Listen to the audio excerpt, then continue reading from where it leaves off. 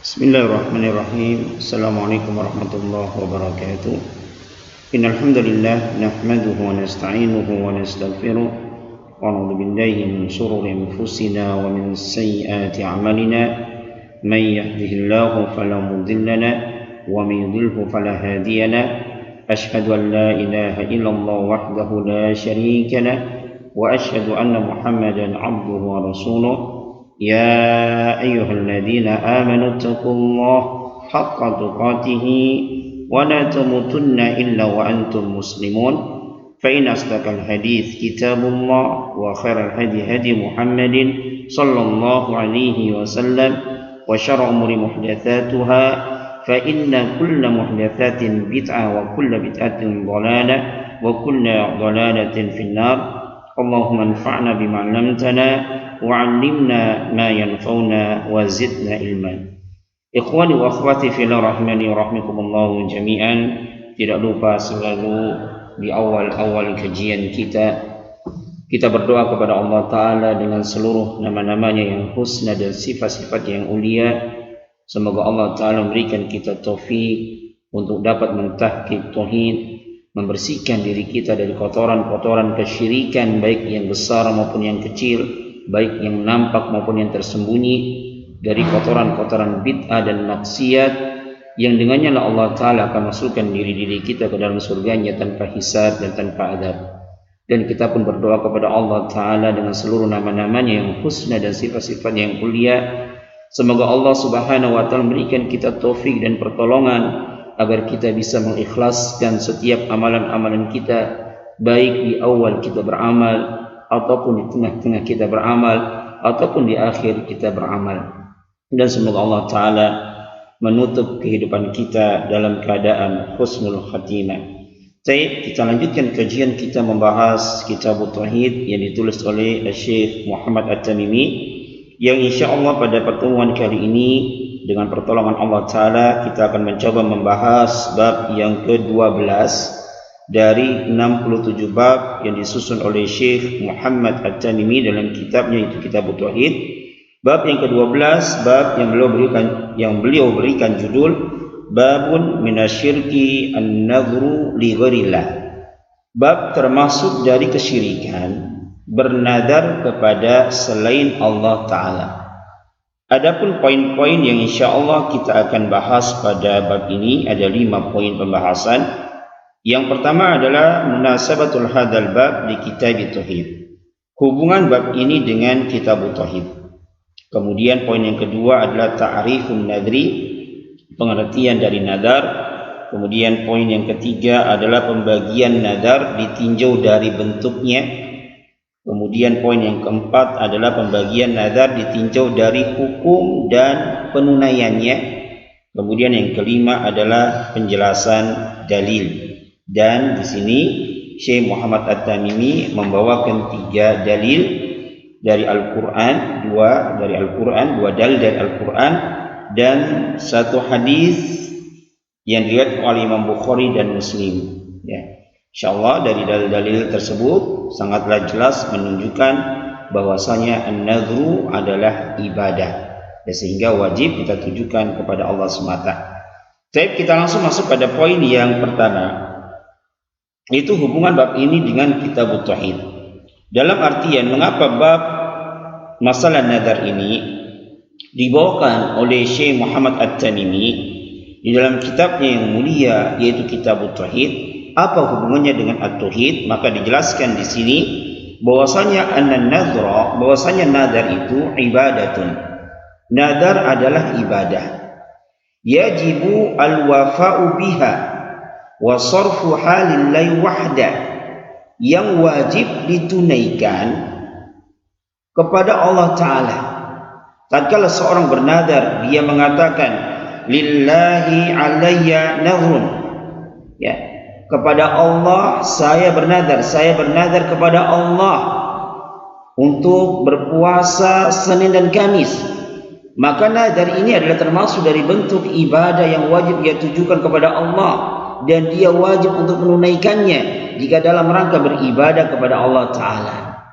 Maka tatkala nadar ini adalah termasuk dari ibadah, karena di dalamnya ada unsur pengagungan kepada Allah Ta'ala, maka barang siapa yang dia bernadar kepada Allah Ta'ala, barang siapa yang dia bernadar kepada selain Allah Ta'ala, atau mungkin dia bernadarnya kepada Allah tapi untuk memalingkan, melakukan kesyirikan, seperti seseorang mungkin dia mengatakan dia bernadarnya kepada Allah, lillahi alayya nadhrun, saya bernadar kepada Allah ya untuk mengadakan sedekah laut misal. Nadarnya sudah benar, tapi untuk apa dia bernadar kepada Allah Ta'ala? Jadi maka barang siapa yang dia memalingkan nadar yang ibadah ini kepada selain Allah Ta'ala, faqad asyraka, maka sungguh dia telah melakukan kesyirikan. Dan yang dimaksud syirik di sini adalah syirkun akbar. Ya, yang dimaksud dengan kesyirikan di sini adalah syirkun akbar. Tatkala Syekh Muhammad At-Tamimi mengatakan babu minasyirki an-nadhru li ghairillah, bab termasuk dari kesyirikan bernadar kepada selain Allah Ta'ala, yang dimaksud di sini al-maqsudu bihi asyirkul akbar. Yang dimaksud di sini adalah syirik akbar. Mengapa bernadar kepada selain Allah? Syiriknya di sini adalah syirik akbar karena nadar adalah ibadah. Dan sudah kita jelaskan pada pertemuan-pertemuan yang telah lalu, untuk kita mengetahui suatu amalan ini apakah termasuk dari kesyirikan yang akbar ataupun kesyirikan yang asghar, maka patokannya, rumusnya, dhabitnya kalau syirik akbar adalah jika di dalamnya ada unsur memalingkan ibadah kepada selain Allah. Apabila ada suatu amalan yang ditujukan kepada selain Allah dan amalan tersebut adalah termasuk dari ibadah yang di dalamnya ada sarful ibadah li ghairillah, di dalamnya ada unsur memalingkan ibadah kepada selain Allah, maka hukum dari amalan tersebut tatkala dia palingkan kepada selain Allah Ta'ala adalah syirkun akbar. Kemudian bernadar kepada selain Allah, li ghairillahi, kepada selain Allah. Selain Allah siapapun dia orangnya. Ya, misalnya seseorang dia bernadar kepada wali fulan, kepada wali syekh, misalnya wali Syekh Abdul Qadir Zailani, saya bernadar untuk melakukan ini dan itu. Atau saya bernadar kepada Jibril, atau saya bernadar kepada Nabi fulan dan yang semisalnya. Ya, seseorang bernadar kepada selain Allah siapapun itu, apakah malaikat, ataukah nabi, ataukah orang saleh, maka hukumnya adalah syirkun akbar. Limada? Kenapa? Dikarenakan nadar itu adalah ibadah, dan ibadah wajib ditujukan hanya kepada Allah Ta'ala. Barang siapa memalingkan suatu ibadah kepada selain Allah, ya, siapapun dia, apakah malaikat yang didekatkan atau nabi, seorang nabi yang paling mulia misalnya, maka hukumnya adalah syirkun akbar. Baik, ini hubungan bab dengan kitab tauhid. Kita masuk pada poin yang kedua, yaitu pengertian dari nadar. Apa itu nadar? An-nadru huwa, nadar adalah ilzamul mukallaf nafsahu ta'atan ghaira lazimatin ta'ziman lil manzuri lahu. Nadar adalah seorang mukallaf, seseorang dia mengilzamkan pada dirinya, mewajibkan pada dirinya melakukan suatu ketaatan yang secara hukum asal ketaatan tersebut adalah bukan merupakan kelaziman bagi dia, bukan merupakan kewajiban baginya. Yang dia lakukan hal tersebut ta'ziman lil manzuri lahu, dalam rangka mengagungkan zat yang dia bernadar kepadanya. Jadi nadar adalah seseorang dia mewajibkan suatu ketaatan yang secara hukum asal ketaatan tersebut adalah tidak wajib, hukumnya sunnah misalnya. Dia lakukan hal tersebut ta'ziman, ya, dalam rangka mengagungkan lil manzuri lahu, zat yang dia bernadar kepadanya. Misal seseorang berkata, ya, saya bernadar kepada Allah untuk puasa Senin dan Kamis selama 1 bulan. Puasa Senin dan Kamis ini bagi orang tersebut atau bagi kita secara umum hukumnya adalah sunnah. Tapi tatkala seseorang dia telah bernazar kepada Allah untuk puasa Senin dan Kamis pada setiap bulannya atau pada satu bulan ini, maka puasa Senin Kamis yang secara hukum asal ini adalah hukumnya sunnah. Tatkala seseorang bernazar untuk puasa Senin Kamis pada satu bulan ini, maka bagi dirinya, bagi orang yang bernazar tersebut, puasa Senin Kamis bagi dia wajib. Kalau dia tidak menunaikannya, dia berdosa. Ya, ini pengertian dari nazar, dan wajib bagi dia untuk menunaikan nazar tersebut. Jadi nazar adalah ya seseorang dia mewajibkan suatu ketaatan pada dirinya yang secara hukum asal ketaatan tersebut adalah tidak wajib. Ada ulama yang mengatakan bahwasanya tidak perlu ya kita mengatakan tatkala memberikan definisi dari nazar dengan mengkaitkan ghairul lazim, ya, kewajiban atau ketaatan yang tidak wajib. Walaupun seseorang, ada kaul dari sebagian ulama, ya, seandainya ada seseorang yang dia bernazar terhadap suatu ketaatan yang memang ketaatan ini secara hukum asalnya memang wajib bagi dia, maka tetap hal tersebut jatuh nazar bagi dirinya, tetap. Jadi nggak perlu dikaitkan ketaatan yang tidak wajib. Pada sebagian ulama yang berkata seperti itu, ya. Ada pendapat ulama sebagaimana disampaikan oleh Syekh Muhammad bin Shalih Al-Utsaimin, ya, tidak perlu dikaitkan dengan kalimat ghaira lazimatin. Karena seseorang yang dia telah bernazar untuk melakukan suatu ketaatan, walaupun ketaatan tersebut memang secara hukum asalnya adalah wajib, maka telah jatuh nazar bagi dia. Ya, maka ketaatan tersebut yang dia bernazar dengannya, maka wajib bagi dia dari dua sisi. Yang pertama adalah secara zatnya memang ketaatan tersebut adalah kewajiban, kemudian dari sisi dia telah bernazar. Misalnya seseorang bernazar, ya, saya bernazar kepada Allah untuk sholat 5 waktu dalam sehari yang wajib. Saya bernazar kepada Allah untuk puasa Ramadan. Ya, memang puasa Ramadan wajib. Ya, maka sebagian ulama mengatakan walaupun seseorang dia telah bernazar dengan suatu ketaatan yang memang hukumnya wajib, maka tetap sah nazarnya. Walaupun ada ulama yang lainnya mengatakan ya seseorang itu dikatakan nazar jika dia melakukan suatu bernazar kepada Allah untuk melakukan suatu ketaatan yang tidak wajib. Tapi golibnya kebanyakan orang yang bernazar kepada Allah Ta'ala, tentunya dia bernazar kepada Allah ya untuk melakukan suatu ketaatan yang memang hukum asalnya ini tidak wajib bagi dirinya. Intinya bahwasanya ya pengertian nazar ini adalah seseorang yang dia mewajibkan pada dirinya suatu ketaatan yang secara hukum asalnya tidak wajib bagi dia, yang dia lakukan ini ya ta'ziman lil manzuri lahu, dalam rangka mengagungkan zat yang dia bernazar dengannya. Baik, kita langsung masuk pada poin yang ketiga, yaitu pembagian nazar ditinjau dari bentuknya. Ini pembahasan yang sangat penting yang dibahas oleh Syekh Al-Utsaimin dalam kitabnya At-Tamhid. Di dalam kitab At-Tamhid yang ditulis oleh Syekh Al-Utsaimin, beliau berkata, "Wa huna su'alun ma'ruf." Dan di sana ada suatu pertanyaan yang ma'ruf. Wa huwa, yaitu annan nadhra makruhun. Bukankah nazar itu adalah makruh?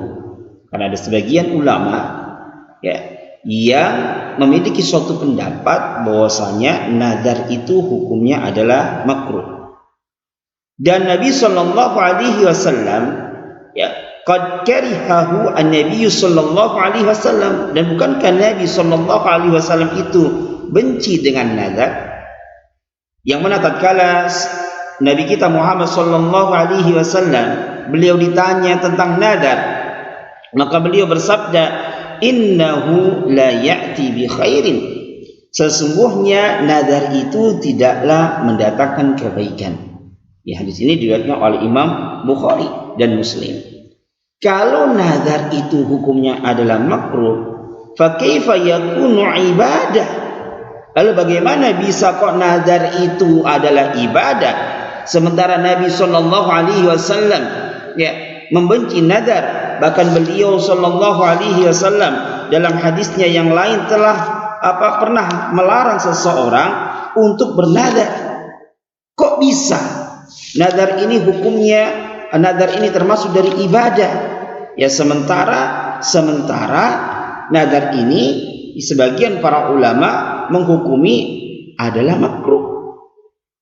Ya, bahkan Rasulullah sallallahu alaihi wasallam pernah bersabda tentang nadar, "Innan nadra la ya'ti bi khairin." Sesungguhnya nadar itu tidaklah mendatangkan kebaikan. Wa inna ma yustakhraju bihi minal bakhil. Dan sesungguhnya tidaklah seseorang itu bernadar kecuali dikeluarkan atau dilakukan oleh orang-orang yang bakhil. Bahkan dalam riwayat yang lainnya Rasulullah melarang untuk bernadar. Beliau bersabda, "La tanzuru." Janganlah kalian bernadar. Fa innan nadra la ya'ti bi khairin. Sesungguhnya nadar itu tidaklah mendatangkan kebaikan. Kalau nadar itu makruh, kok bisa nadar ini dikatakan ibadah? Inilah insya Allah kita akan bahas pada poin yang ketiga. Berkata Syekh Al-Utsaimin dalam kitabnya At-Tamhid, Syarah Kitab At-Tauhid, beliau mengatakan wal jawab. Jawabannya atas pertanyaan ini, anan nadra kismani. Bahwasanya nadar itu ada dua bentuk. Baik, ini perhatikan. Ya. Jadi nadar itu ada dua bentuk. Yang pertama adalah nadarun mutlakun. Dan yang kedua adalah nadarun muqayyadun. Yang pertama adalah nadar mutlak dan yang kedua adalah nadar muqayyad. Jadi nadar itu jika ditinjau dari bentuknya dia terbagi menjadi dua. Yang pertama adalah nadar mutlak dan yang kedua adalah nadar muqayyad. Apa sih maksud dari nadar mutlak dan nadar muqayyad? Beliau menjelaskan an-nadru al-mutlaqu. Nadar yang mutlak adalah seorang hamba dia mewajibkan pada dirinya suatu bentuk peribadahan kepada Allah Ta'ala bila qaidin, tanpa ada ikatan, tanpa ada keinginan, tanpa ada harapan tertentu, tanpa ada keinginan untuk timbal balik, tanpa ada embel-embelnya. Ya, misalnya seseorang mengatakan lillahi alayya nadharun an usalli rak'ataini, misal saya bernazar kepada Allah Ta'ala untuk salat 2 rakaat. Saya bernazar kepada Allah Subhanahu wa Ta'ala untuk puasa Senin dan Kamis, tanpa dia kaitkan dengan sesuatu, tanpa ada keinginan dari Allah Subhanahu wa Ta'ala, tanpa mengharapkan timbal balik, tanpa ada embel-embelnya. Ya. Maka nadar yang seperti ini, tatkala seseorang dia bernadar kepada Allah untuk melakukan suatu ketaatan bila qaidin, tanpa ada ikatan, tanpa ada keinginan untuk mendapatkan timbal balik dari Allah Subhanahu wa Ta'ala, maka nadar yang seperti ini tidaklah makruh. Walisa hadzal nadru huwa alladhi karahahu sallallahu alaihi wasallam, Maka nadar yang seperti ini tidaklah dibenci oleh Rasulullah sallallahu alaihi wasallam. Tidak masuk ke dalam hadis-hadis yang tadi kita bacakan, innahu la ya'ti bi khairin. Sesungguhnya nadar itu tidaklah mendatangkan kebaikan. Nadar yang muqayyad ini enggak masuk ke dalam hadis yang mulia ini, tidak. Wa inna ma yustakhraju bihi minal bakhil, tidak. Yang ini nadar yang mutlak. Ya, sebagaimana firman Allah Subhanahu wa Ta'ala dalam surah Al-Imran ayat 35, ya, yang ibundanya Maryam tatkala mengandung Maryam, ya, imra'atil Maryam, Imran, istrinya dari Imran, ibundanya Maryam, yang beliau pernah bernadar kepada Allah dengan bentuk nadar yang muqayyad, yang mutlak. Bernadar kepada Allah dalam rangka mengagungkan Allah Subhanahu wa Ta'ala tanpa ada embel-embel, tanpa ada keinginan tertentu, tanpa mengharapkan timbal balik dari Allah Subhanahu wa Ta'ala. Yang mana Allah Ta'ala berfirman, ya, dalam surat Al-Imran ayat 35, idh qalat imra'atu Imran rabbi inni nadhartu laka ma fi batni muharraran fataqabbal minni innaka antas samiul alim. id qalatil imra'atu Imran. Ingatlah tatkala istrinya Imran, itu ibundanya Maryam tatkala mengandung Maryam. Beliau berkata, Rabbi inni nadartu laka ma fi batni muharraran. Wahai Rabbku, sesungguhnya aku bernadar kepadamu apa yang ada dalam perutku ini, ya, semoga menjadi hamba yang mengabdi kepadamu, yang berkhidmat kepadamu.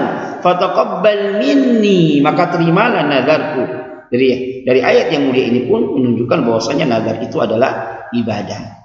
Ya, kemudian beliau berkata, innaka antas samiul alim, sesungguhnya engkau ya Allah adalah zat yang maha mendengar lagi maha mengetahui. Nazar yang dilakukan oleh ibundanya Maryam ini adalah nazar yang mutlak dan tidak masuk ke dalam hadis Rasulullah sallallahu alaihi wasallam yang Rasulullah membenci nazar.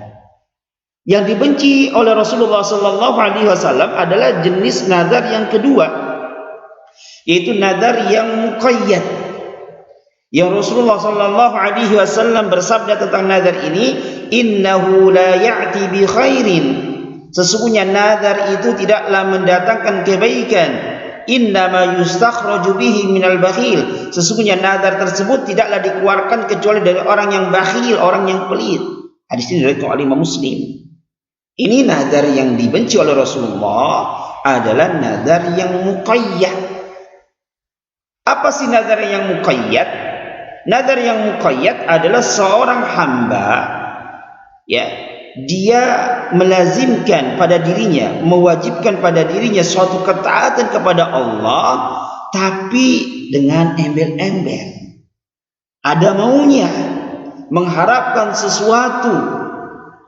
Ya, dia mengharapkan sesuatu dari Allah Subhanahu wa taala agar Allah memberikan dia sesuatu yang dia inginkan. Misal seseorang yang dia sakit, lama parah sakitnya, tidak sembuh-sembuh. Ya, kemudian dia ingin agar Allah menyembuhkan, baru dia bernazar. Dia mengatakan, in syafiyallah maridi falillahi alayya nazar. Jika Allah menyembuhkan penyakit saya, maka saya bernazar kepada Allah untuk berkurban seekor sapi. Dulu waktu sehat orang ini nggak pernah berkurban. Tatkala dia sakit dengan sakit yang parah, mengeluarkan banyak biaya, hartanya terkuras, baru dia bernazar, ya Allah, jika engkau sembuhkan penyakitku, ya Allah, saya bernazar kepadamu, ya Allah, untuk menyembelih seekor sapi. Ataupun nazar yang semisalnya, ya. Ya Allah, jika engkau luluskan saya, ya Allah, saya bernazar kepadamu untuk sholat malam. Sebelumnya nggak pernah sholat malam. Pas ujian, ya, detik-detik ujian akhir, ya, biar Allah meluluskan dia bernazar, ya Allah, jika engkau luluskan saya, jika saya sukses ini dalam ujian ini, ya Allah, maka saya bernazar kepadamu, ya Allah, untuk sholat malam 11 rakaat.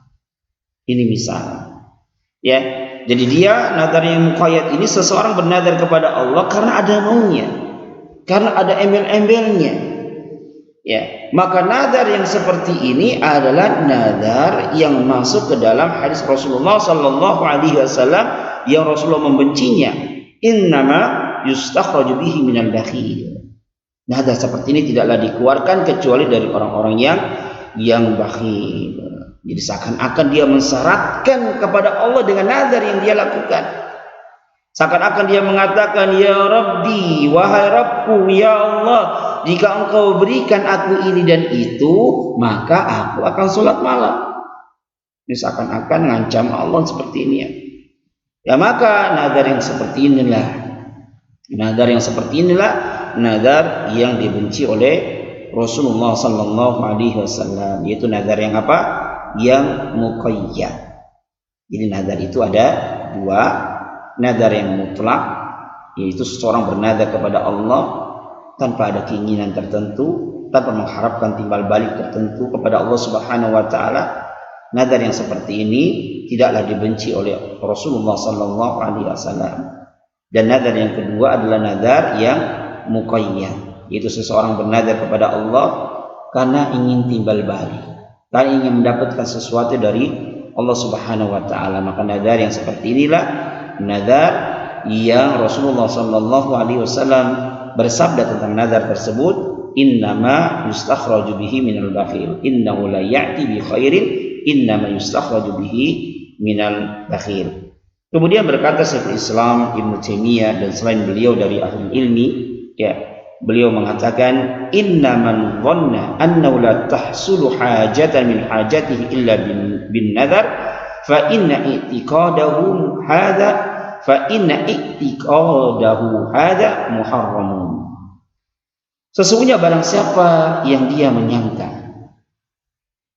bahwa dia tidak akan mendapatkan keinginannya, hajat dari hajat-hajatnya kecuali dengan nadar, maka i'tiqad dia yang seperti ini adalah muharram, diharamkan. Jadi apabila ada seseorang yang dia bernadar dan dia meyakini atau dia memiliki suatu keyakinan tidaklah Allah Ta'ala akan memberikan sesuatu yang dia inginkan kecuali dengan cara dia bernazar, ya, tatkala dia memiliki keyakinan seperti itu, maka keyakinan dia, tatkala dia meyakini Allah tidaklah akan memberikan hajatnya kecuali dengan cara dia bernazar, maka keyakinan yang seperti ini hukumnya adalah haram. Oleh karena itulah sebagian ulama, ya, terkait dengan hukum nazar ada yang memakruhkan, ada yang mengharamkan. Syekhul Islam menjelaskan yang haram itu jika orang yang bernazar dia memiliki keyakinan seperti ini. Dia memiliki keyakinan bahwasanya Allah Subhanahu wa taala tidaklah akan memberikan dia sesuatu yang dia inginkan kecuali dia melakukan sesuatu untuk Allah. Itu dengan cara bernazar terlebih dahulu. Maka keyakinan yang seperti ini di dalamnya ada unsur su'udzon billahi, buruk sangka kepada Allah, seakan-akan Allah tidak akan memberikan dia apa yang dia inginkan kecuali dia nazar dulu, kecuali dia beribadah dulu kepada Allah Subhanahu wa taala. Maka ya nazar yang seperti ini, nazar yang mutlak ini, yang muqayyad ini hukumnya adalah makruh. Maka jelas bagi kita tatkala kita mengetahui bahwasanya nazar itu terbagi menjadi dua, ada nazar yang mutlak dan ada nazar yang muqayyad.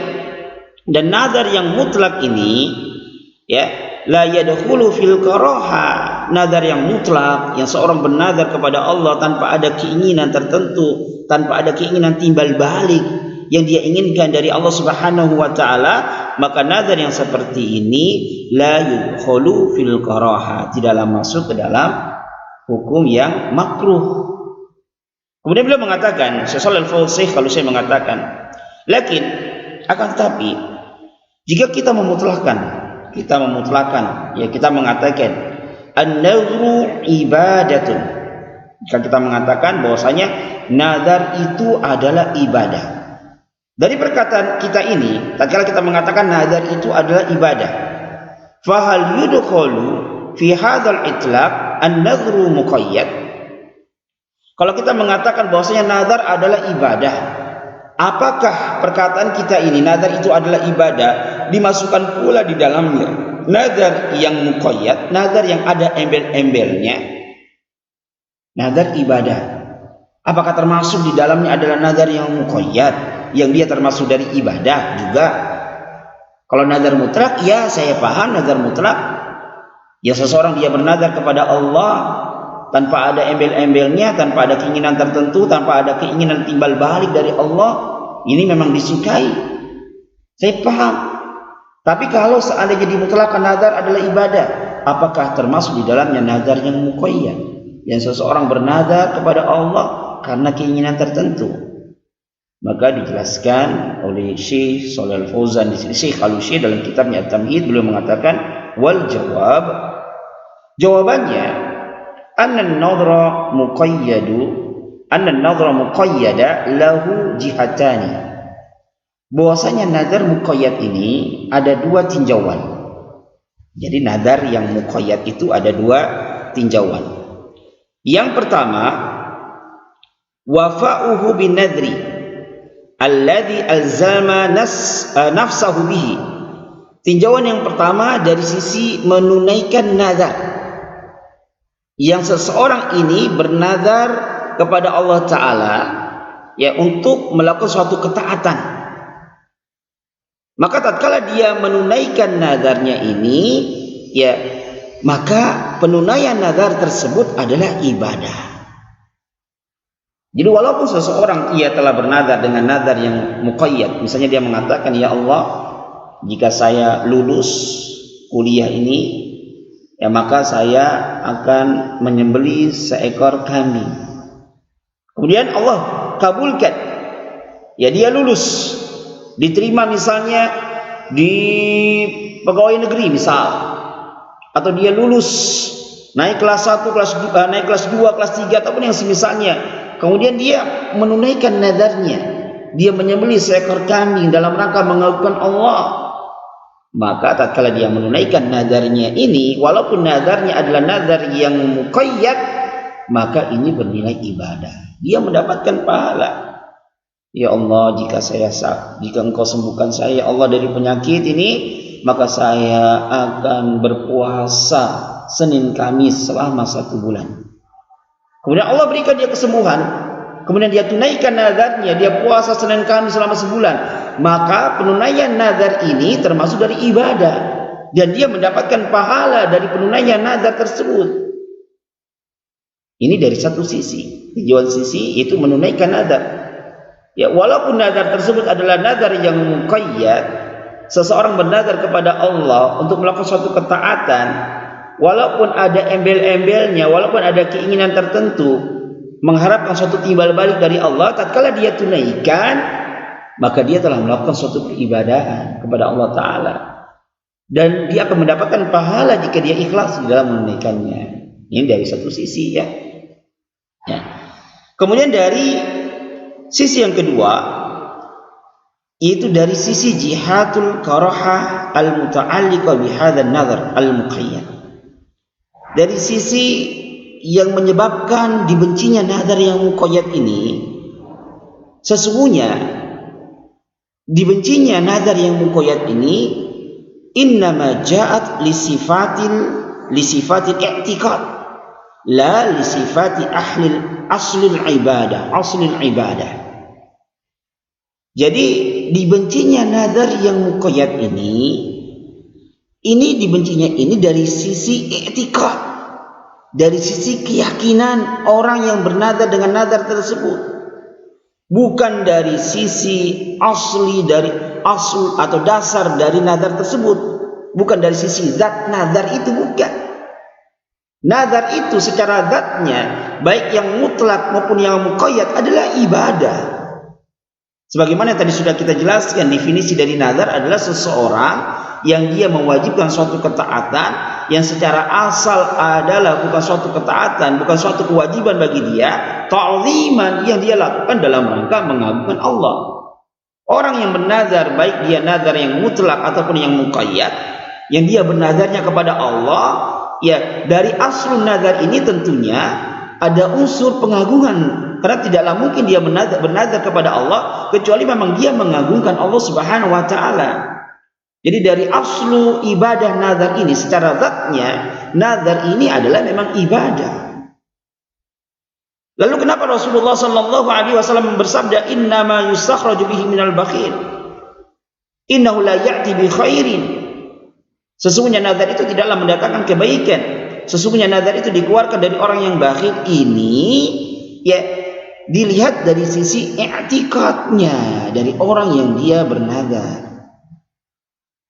Dia meyakini saya nggak bakalan nih ya mendapatkan apa yang saya inginkan kecuali dengan cara bernazar kepada Allah terlebih dahulu. Maka dari sisi sinilah yang dimakruhkan, atau bahkan sebagian ulama ada yang mengatakan diharamkan, sebagaimana yang dikatakan oleh Syekhul Islam Ibnu Taimiyah. Maka intinya dari sini sangat jelas sudah menunjukkan bahwasanya nazar itu secara zatnya adalah ibadah. Bukankah ada ulama yang mengatakan nazar itu makruh? Kalau makruh bisa menjadi ibadah. Makruh di sini bukan ditinjau dari zat nazarnya. Asli ibadah dari nazar ini, karena nazar ini dalamnya ada unsur pengagungan kepada Allah. Makruh di sini ditinjau dari keyakinan yang dimiliki oleh orang yang bernadar dengan bentuk nadar yang muqayyad. Yang seseorang dia bernadar kepada Allah Ta'ala karena mengharapkan timbal balik dari Allah Subhanahu wa Ta'ala. Ya, fan-nadhru ibadatu minal ibadatil azimah. Ya, fala iskala. Ya, maka tanpa ada keraguan sedikit pun dari penjelasan yang dijelaskan di sini oleh Syekh dalam kitabnya Tamhid, sangat jelas menunjukkan bahwasanya nadar ini adalah ibadah dari ibadah-ibadah yang sangat agung. Baik, kita langsung masuk pada poin yang keempat, yaitu pembagian nadar ditinjau dari hukum dan penunaiannya. Yang ini anak ambil dari kitab Qaulul Mufid. Beliau mengatakan aqsamu an-nadar, pembagian nadar. Di sini ada 5 ya. Yang pertama adalah nadar ta'ah, nadar ketaatan. Wa huwa yajibu al-wafa'u bihi. Maka nadar dalam ketaatan ini hukumnya adalah wajib, baik dengan bentuk nadar yang muqayyad maupun nadar yang mutlak. Maksudnya adalah seseorang dia menadar kepada Allah, baik yang mutlak maupun muqayyad, dalam rangka melakukan ketaatan kepada Allah. Ya Allah, jika saya naik kelas, ya Allah jika saya lulus dari kuliah, maka saya bernadar untuk puasa Senin dan Kamis. Maka saya bernadar untuk sholat malam. Ya, dia bernadar kepada Allah dalam rangka melakukan ketaatan. Maka saya bernadar untuk bersedekah, ya senilai uang 1 juta misalnya. Maka nadar yang seperti ini wajib ditunaikan. Ya, berdasarkan sabda Rasulullah sallallahu alaihi wasallam, "Man nadhara ayuti Allah falyuti'hu."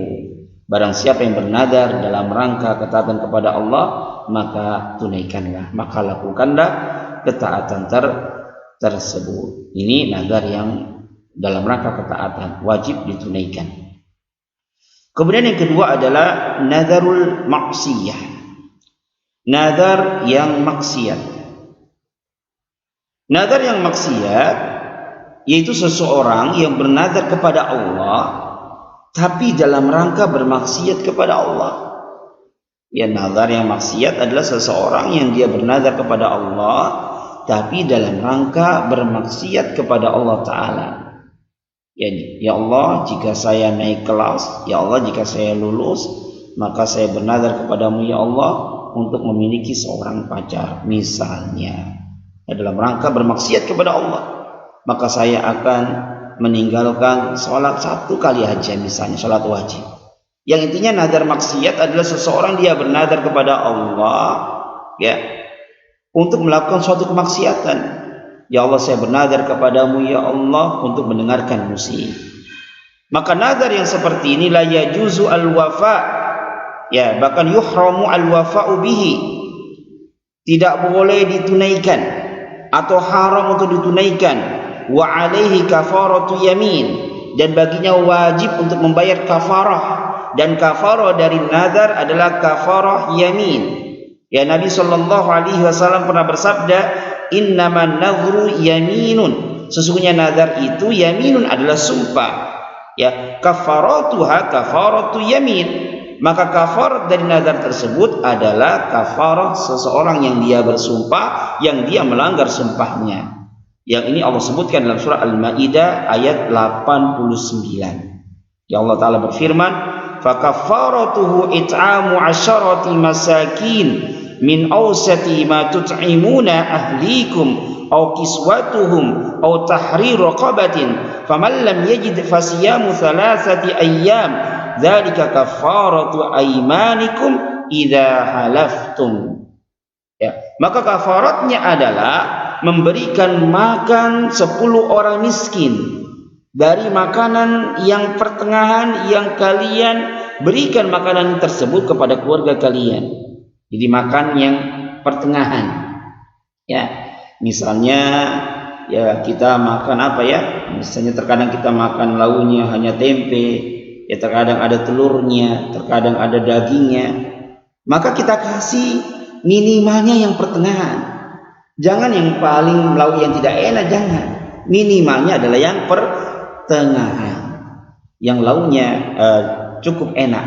Ya, ini yang pertama. Jadi memberikan 10 makan orang miskin dari makanan yang biasa kita makan sehari-hari yang pertengahan, ya, yang biasa kita berikan kepada keluarga kita. Au kiswatuhum, atau memberikan pakaian kepada 10 orang miskin. Au tahrir raqabatin, atau memerdekakan seorang budak. Ini pilihan, ya. 3 perkara ini adalah pilihan. Boleh kita memilih mana yang kita sanggupi. Apakah kita memberikan makan 10 orang miskin, ataukah memberikan pakaian 10 orang miskin, ataukah memerdekakan seorang budak. Pilih mana yang kita mampu untuk melakukannya. Kalau tidak tiga-tiganya tidak mampu kita lakukan, faman lam yajid, ya, barang siapa yang tidak mendapatkannya, dia tidak bisa memberikan makan 10 orang miskin, kemudian dia tidak bisa memberikan pakaian kepada 10 orang miskin, dia tidak memiliki seorang budak untuk dia bebaskan, maka fasiyamu salasati ayyam, maka baru yang keempat, pilihan yang keempat adalah berpuasa 3 hari. Ini bagi orang yang dia tidak menunaikan nazar, maka wajib bagi dia membayar kafarat, dan kafarat nazar ini sama dengan kafarat dari sumpah. Itu yang pertama, imma dia memberikan makan 10 orang miskin, atau memberikan pakaian kepada 10 orang miskin, atau membebaskan seorang budak. Boleh dia pilih di antara 3 perkara ini. Jika dia tidak bisa 3-tiganya, maka baru yang terakhir, yaitu berpuasa 3 hari berturut-turut. Kalau seandainya dari 3 perkara yang disebutkan ini ada salah satunya yang dia mampu, maka tidak boleh dia langsung berpuasa 3 hari berturut-turut, tidak boleh. Ya, jadi pilihannya itu harus 3 hari terlebih dahulu. Pilih mana yang dia mampu. Kalau ada yang mampu, maka itu harus dia lakukan. Tidak boleh dia langsung loncat. Ya, pilihan keempat itu berpuasa 3 hari berturut-turut, maka ini tidaklah boleh. Ya, kecuali kalau dia memang sudah tidak bisa 3-tiganya, baru pilihan yang terakhir adalah puasa 3 hari berturut-turut. Baik. Yang keempat, yang ketiga adalah nazaru al-mubah. Nazar yang mubah itu seseorang yang dia bernazar kepada Allah terkait dengan suatu perkara yang mubah. Ya Allah, jika saya lulus dari sekolah, maka saya bernazar kepadamu untuk beli sepeda agar bisa goesan, misalnya. Ya, dia bernazar dalam suatu perkara yang mubah. Bagaimana bentuk nazar yang seperti ini? Apakah ditunaikan atau bagaimana? Maka dijelaskan oleh Syekh Muhammad bin Shalih Al-Utsaimin, maka boleh dia memilih di antara 2 perkara ini. Boleh dia tunaikan nazar tersebut, atau dia membayar kafaratul yamin. Ya, boleh dia lakukan nazar tersebut, dia tunaikan nazar tersebut, atau dia membayar kafarah yamin sebagaimana yang tadi sudah kita jelaskan. Kemudian yang keempat adalah nazarul makruh, ya, bernazar dalam perkara yang dibenci. Maka yang seperti ini ya dibenci untuk ditunaikan, dan dia hendaklah membayar kafarah yamin. Jadi seseorang dia bernazar kepada Allah Ta'ala dalam perkara yang dimakruhkan oleh Rasulullah Sallallahu Alaihi Wasallam, oleh Allah dan Rasulnya. Misalnya saya bernazar kepada Allah untuk makan bawang mentah sebelum sholat misalnya, ataupun nazar-nazar yang lainnya yang secara hukum adalah dia makruh. Maka yang seperti ini dimakruhkan untuk menunaikan nazar yang seperti itu, dan sebaiknya dia adalah membayar kafarat dari kafarat nazar, yaitu kafarat yamin. Kemudian yang kelima adalah nazar yang syirik. Ya, nazar yang syirik ini la tajibu fihi kafarah. Ini tidak wajib bagi dia membayar kafarah, nazarnya tidak sah. Ya, tapi yang wajib bagi dia adalah bertobat, dan tentunya tidak boleh bagi dia untuk menunaikan nazar ini. Dia menazar yang syirik. Ya, nazar yang syirik ini ada 2 bentuk. Ya, mungkin dia bernazarnya kepada selain Allah. Ya, misalnya kepada selain Allah, kepada Syekh Abdul Qadir Jailani saya bernazar untuk puasa Senin dan Kamis. Atau dia bernazarnya kepada Allah tapi untuk melakukan kesyirikan. Saya bernazar kepada Allah untuk mengadakan sedekah laut atau sedekah bumi. Ya, maka yang seperti ini, nazar-nazar yang seperti ini yang syirik, baik dia bernazarnya kepada selain Allah, jelas ini syiriknya, atau dia bernazar kepada Allah tapi untuk melakukan kesyirikan, maka tidak boleh ditunaikan. Haram bahkan termasuk dari kesyirikan. Dan tidak wajib bagi dia membayar kafarat karena nazarnya tidak sah.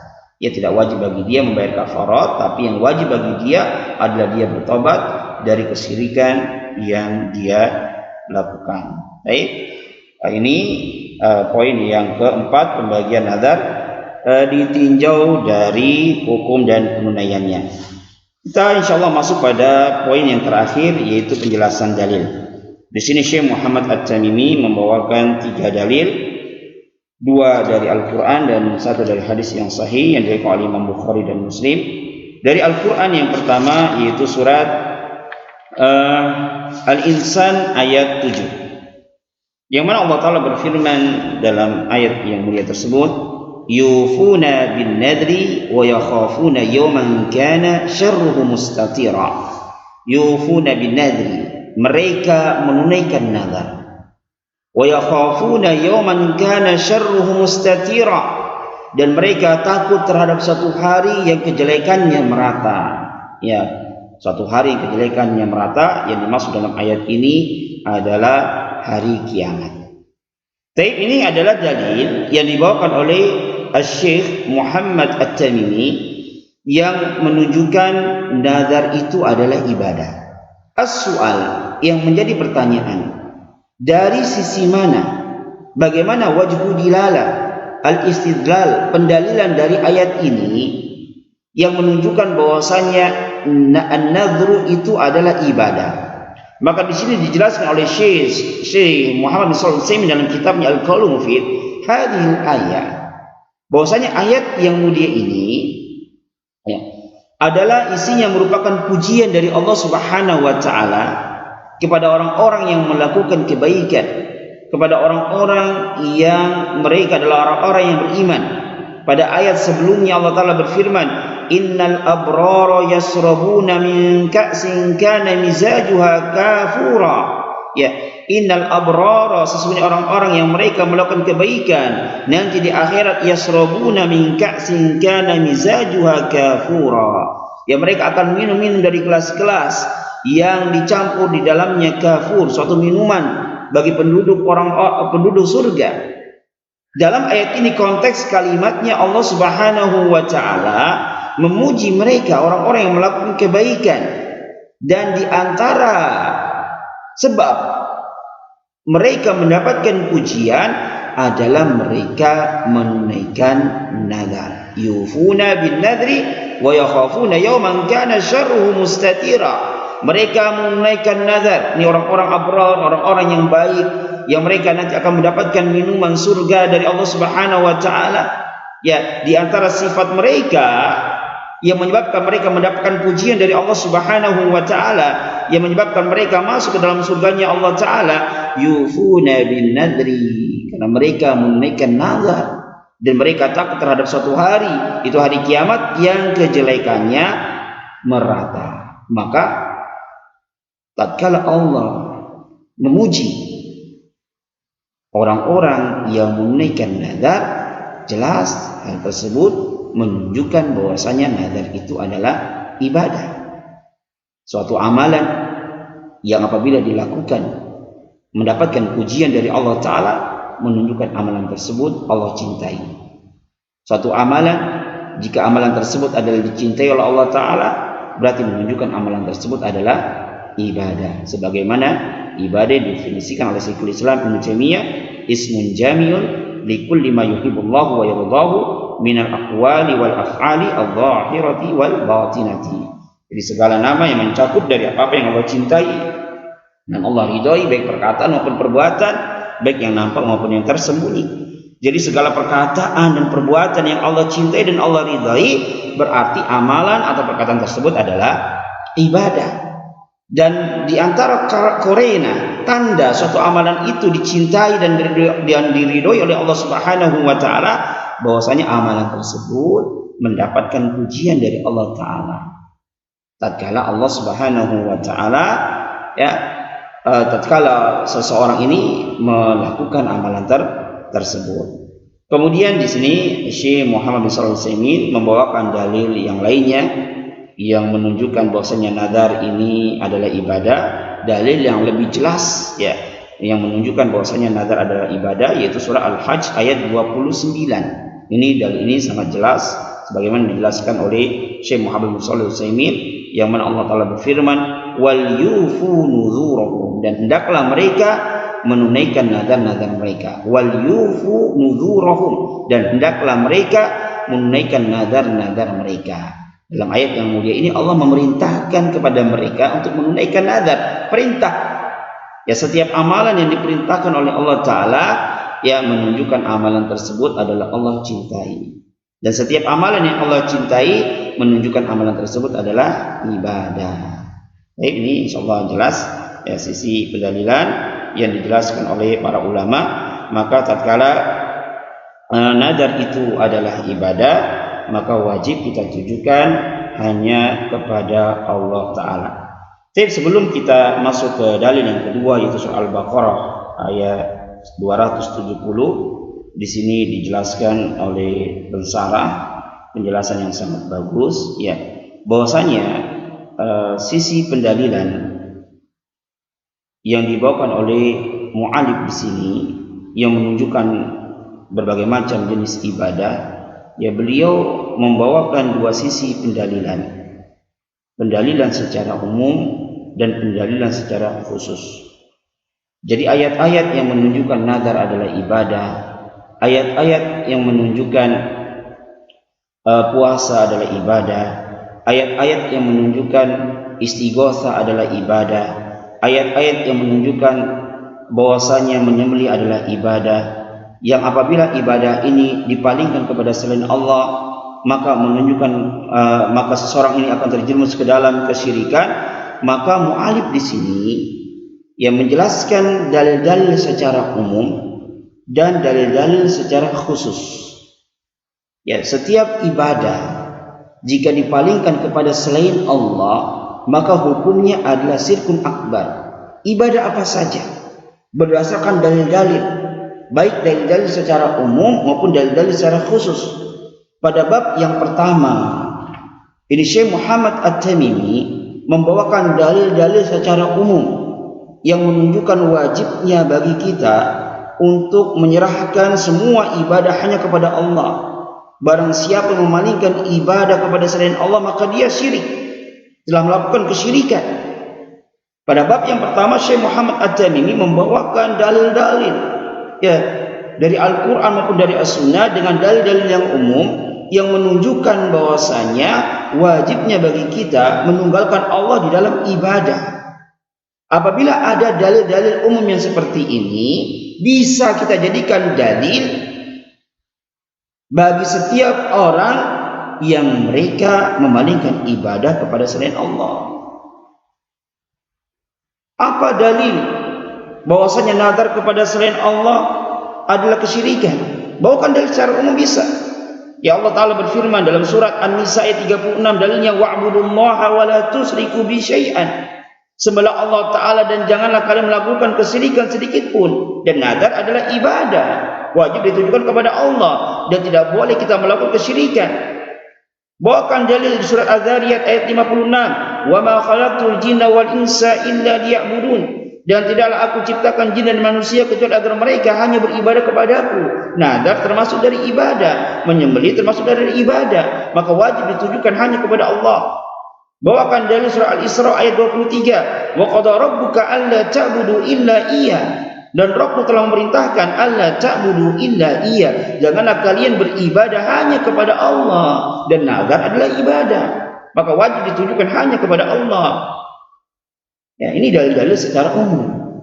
Boleh kita bawakan dalil secara umum untuk menghukumi seseorang yang mereka melakukan kesyirikan yang besar.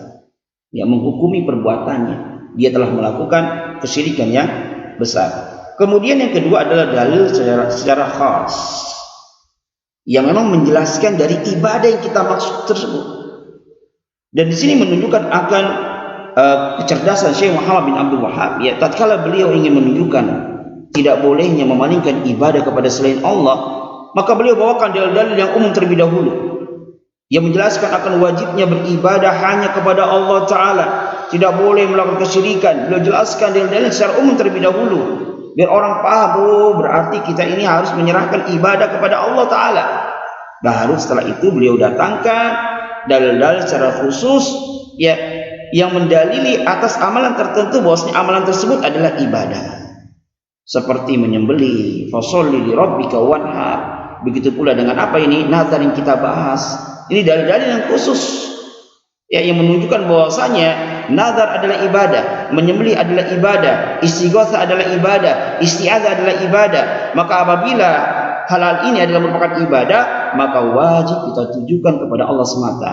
Maka barang siapa yang memalingkannya kepada selain Allah, maka dia telah melakukan kesyirikan yang besar. Ini metode pendalilan yang dilakukan oleh Syekh Muhammad At-Tamimi. Ya, beliau membawakan dua metode pendalilan. Yang pertama adalah istidlalun amun, ya, pendalilan secara umum, yaitu setiap dalil dari Alkitab dan As-Sunnah yang menunjukkan wajibnya bagi kita untuk mentauhidkan Allah Ta'ala di dalam peribadahan. Maka dalil yang seperti ini ya, yakunu dalilan ala anna kulla ibadatin la tasluhu illa lillah, adalah dalil yang menunjukkan bahwasanya semua ibadah tidaklah boleh ditujukan kecuali hanya kepada Allah Ta'ala. Kemudian yang kedua adalah istidlalun khasun, pendalilan secara khusus, yaitu membawakan dalil-dalil secara khusus dari Alkitab dan As-Sunnah yang menunjukkan bahwasanya menyembelih adalah ibadah, nazar adalah ibadah, istighatsah adalah ibadah. Dalil-dalil yang memang tegas menunjukkan bahwasanya amalan tersebut adalah ibadah. Takut adalah ibadah, mahabbah adalah ibadah, tawakal adalah ibadah, dan seterusnya. Jadi kita masuk pada dalil yang kedua yang dibawakan oleh Syekh Muhammad At-Tamimi, yaitu surat Al-Baqarah ayat 270. Ini pun sangat jelas menunjukkan bahwasanya nazar adalah ibadah, yang mana Allah Ta'ala berfirman, "Wa ma anfaqtum min nafaqatin aw nadartum min nadrin fa innallaha ya'lamu." Dan apa saja yang kalian infakkan dari suatu infak, aw nadartum min nadrin, atau kalian bernazar dengan suatu nazar, fa innallaha ya'lamu, maka sesungguhnya Allah mengetahui apa yang kalian infakkan, Allah mengetahui apa yang kalian nazarkan. Dijelaskan di sini sisi pendalilan dari ayat yang mulia ini yang menunjukkan nazar adalah ibadah ditinjau dari dua sisi. Ya, dikatakan di sini wa wajhu istidlal minal ayati al-karimah min wajhihaini. Ya, min wajhaini, dari dua sisi. Sisi yang pertama yang menunjukkan nazar adalah ibadah berdasarkan ayat yang mulia ini, surah Al-Baqarah ayat 270. Yang pertama bahwasanya Allah Ta'ala qarrana an-nadra bin nafaqah. Ya, Allah Ta'ala dalam ayat ini menggandengkan nazar dengan berinfak. Wan nafaqah fi sabilillah ta'atun, berinfak di jalan Allah jelas ma'ruf, adalah merupakan ketaatan. Tatkala nazar ini digandengkan oleh Allah dengan suatu ketaatan yang lainnya, yaitu nafaqah, berinfak, fadalla 'alan nadri ta'ah, maka hal ini menunjukkan bahwasanya nazar itu adalah ibadah. Ya, kemudian dari sisi yang kedua yaitu firman Allah Subhanahu wa taala, fa innallaha ya'lamu, maka Allah Ta'ala mengetahui apa yang kalian lakukan dari infak kalian, dari nazar kalian. Suatu amalan apabila dikaitkan dengan ilmu Allah, bi ilmillah, ya di sini dikatakan ta'liqu syai' bi ilmillahi dalilun ala annahu mahallu jazaa. Ya, jadi suatu amalan jika dikaitkan dengan ilmu Allah, ini adalah dalil ya bahwasanya amalan tersebut akan mendapatkan balasan dari Allah Subhanahu wa taala. Suatu amalan ya, apabila dia mendapatkan balasan kebaikan dari Allah Ta'ala, berarti menunjukkan amalan tersebut adalah ibadah. Orang yang menunaikan nazar, orang yang berinfak, Allah ketahui, menunjukkan Allah akan berikan balasan. Faman ya'mal mithqala dzarratin khairan yara, barang siapa yang dia melakukan suatu kebaikan walaupun seberat dzarrah, yara, maka dia akan mendapatkan, dia akan melihat balasan dari Allah Ta'ala.